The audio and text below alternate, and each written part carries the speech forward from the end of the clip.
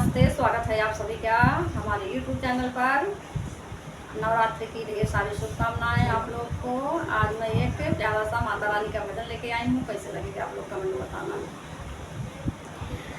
बानल रहे नई हरवाए माइया, बानल रहे ससुरावा, बानल रहे नई हरवाए माइया, बानल रहे ससुरावा। ऐसन बरवा दिहु हे मैया, साजल रहे सिनुरावा। ऐसन बरवा दिहु हे मैया, साजल रहे सिनुरावा। बानल रहे नई हरवाए मैया, बानल रहे ससुरावा, बानल रहे नई हरवाए मैया, बानल रहे ससुरावा। ऐसन बरवा दिहु हे मैया, साजल रहे सिनुरावा। नैहर में दिहु मैया भैया भतीजवा, ससुरे में लहुरा देवरवा। नैहर में दिहु मैया भैया भतीजवा, ससुरे में लहुरा देवरवा। ऐसन बरवा दिहु हे मैया, साजल रहे सिनुरावा।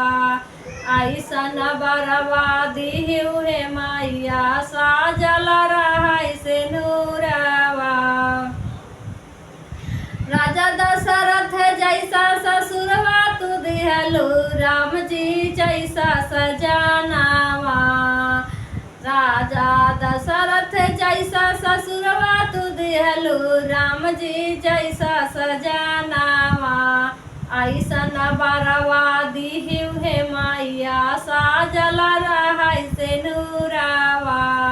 ऐसन बरवा दिहु हे मैया, साजल रहे सिनुरावा।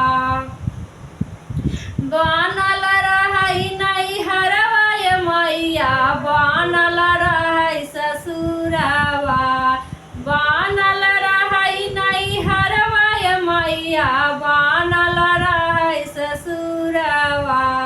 ऐसन बरवा दिहु हे मैया, साजल रहे सिनुरावा।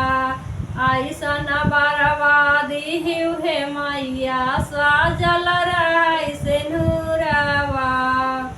लव कुश जैसा ललनवा तू दिहलु, सुंदर सुघर सजनावा।